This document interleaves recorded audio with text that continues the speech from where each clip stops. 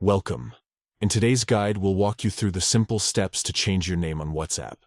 Whether you're updating it for a fresh start or just making a minor tweak, this process is quick and easy. Let's get started. First, open the WhatsApp app on your smartphone. Once it's loaded, look towards the top right corner of the screen. You'll see 3 vertical dots. This is the menu icon. Tap on it to open a drop-down menu. Next, from the drop-down menu, select Settings. This will take you to the Settings page where you can manage your account and personal details. At the top of the Settings page, you'll notice your profile picture and your current name displayed. Tap either your profile picture or your name to enter the profile editing section. Now locate the name field. Tap on it and you'll be able to type in your new name. Take a moment to ensure everything is spelled correctly and appears just as you want it. Once you're satisfied with your new name, tap Save. That's it.